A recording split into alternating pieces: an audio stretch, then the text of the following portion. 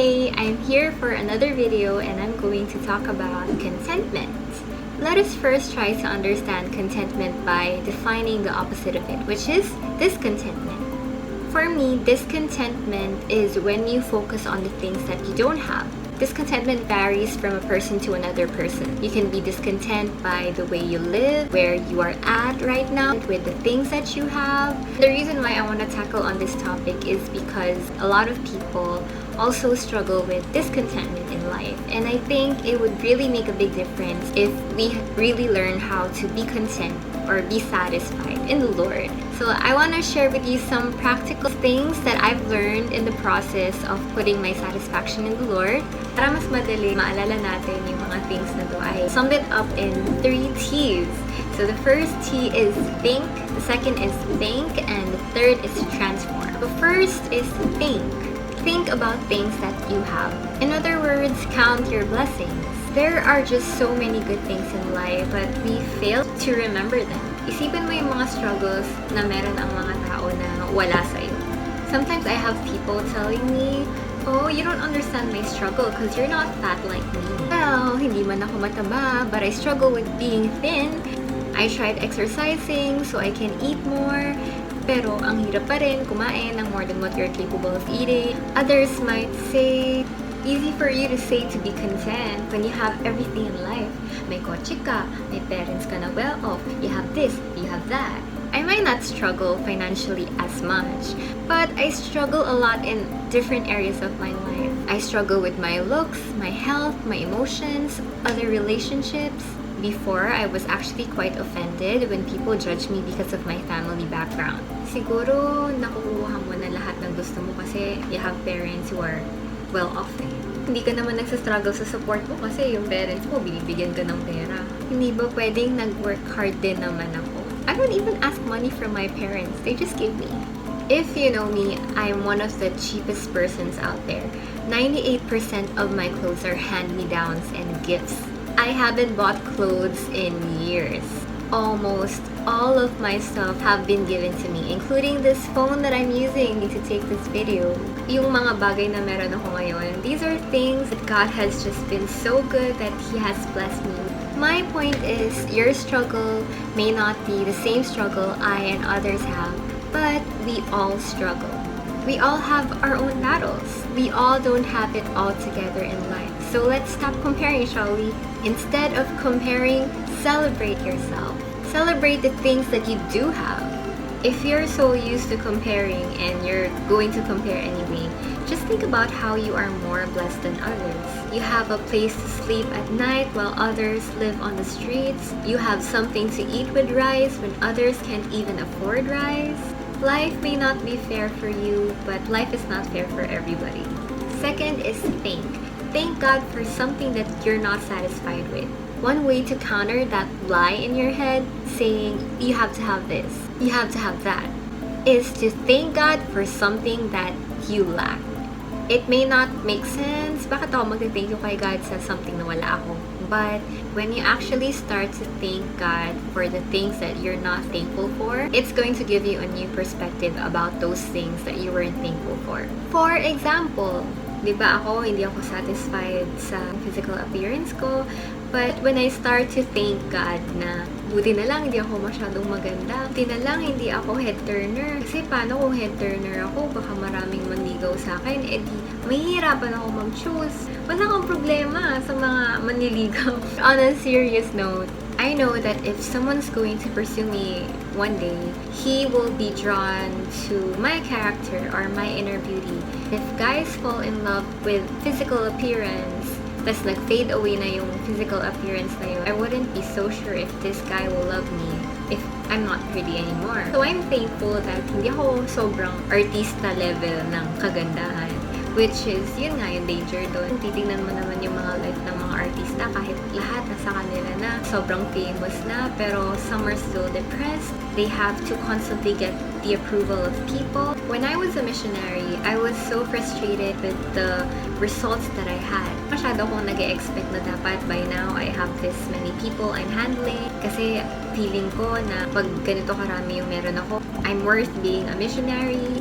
Pero na-realize ko na I should be thankful that I I didn't have so much people to handle kasi God knows my capacity. I know my capacity that I cannot juggle handling lots of people all at the same time. Isa rin sa mga common things that people are not very thankful for is being single.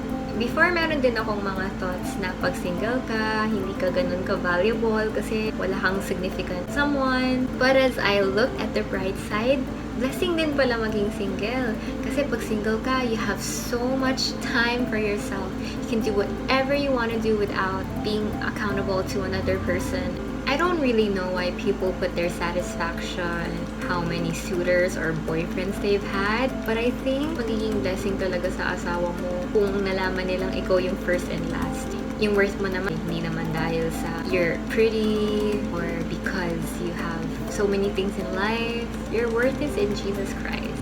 I think there's a perfect season for you to be single and to be in a relationship. Imagine with me, let's say you have a lifespan of 100 years.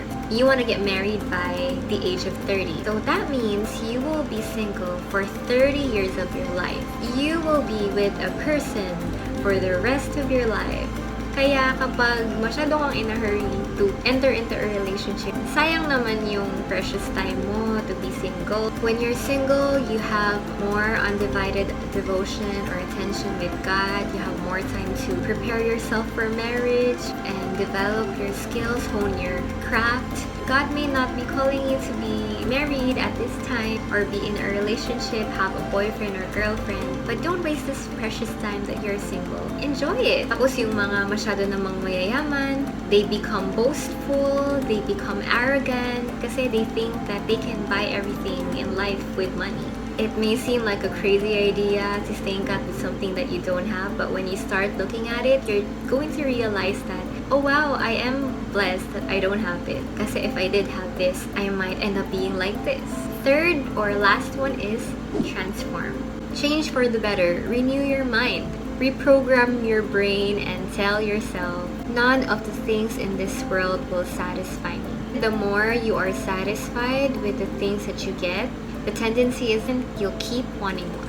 Then you will never be satisfied. Marirealize mo na you have so many things already, then you didn't notice because you were so focused on the things that you didn't have. Having a boyfriend or girlfriend, getting married will not satisfy you, but only God does. His love is perfect, His love is unfailing. People fail, but God never fails you.